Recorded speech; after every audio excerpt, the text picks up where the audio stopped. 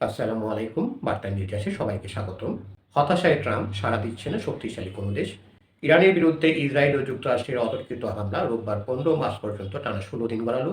এই হামলা শুরুর পর থেকে বিশ্বজুড়ে জ্বালানি সংকট দেখা দিয়েছে। বিশ্বের বিভিন্ন দেশে ইতিমধ্যে এর প্রভাব পড়তে শুরু করেছে। ইরান ঘোষণা দিয়েছে তারা হরমুজ প্রণালী দিয়ে ইসরায়েল ও যুক্তরাষ্ট্রের জাহাজ চলাচল করতে দেবে না। বিশ্বের মোট অপরিশোধিত তেলের প্রায় ২০% হরমুজ প্রণালীর মধ্যে দিয়ে পরিবাহিত হয়। বর্তমানে যুদ্ধের কারণে এই প্রণালী দিয়ে অনেক দেশের জাহাজ চলাচল বন্ধ রয়েছে। এমন পরিস্থিতিতে সেখানে যুদ্ধজাহাজ ও সামরিক শক্তি মোতায়েনের হুঁশিয়ারি দিয়েছেন মার্কিন প্রেসিডেন্ট ডোনাল্ড ট্রাম্প। দর্শক, আরও সংবাদ পেতে আমাদের বার্তা নিউজ চ্যানেলটি সাবস্ক্রাইব করে আমাদের সাথেই থাকুন। শনিবার ট্রাম্প তার নিজের মালিকানাধীন ট্রুথ সোশ্যালে লিখেছেন তিনি আশা করছেন চীন, ফ্রান্স, জাপান, দক্ষিণ কোরিয়া এবং যুক্তরাজ্য হরমুজ প্রণালীতে যুদ্ধজাহাজ পাঠাবে যেন ইরানের কারণে এটি আর হুমকির মুখে না থাকে। তবে ট্রাম্পের এমন আহ্বানে শক্তিশালী এসব দেশে তেমন সাড়া দিচ্ছে না।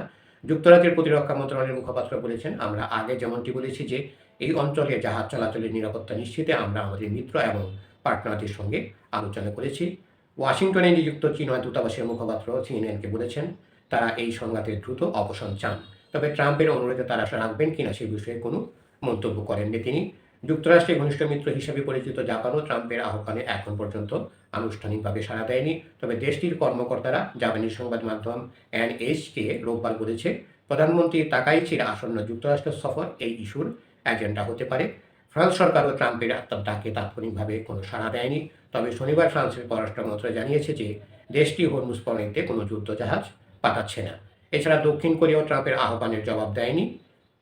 ধন্যবাদ সবাইকে এতক্ষণ ধরে আমাদের সাথে থাকার জন্য। আরও সংবাদ পেতে আমাদের বার্তা নিউজ চ্যানেলটি সাবস্ক্রাইব করে আমাদের সাথেই থাকুন।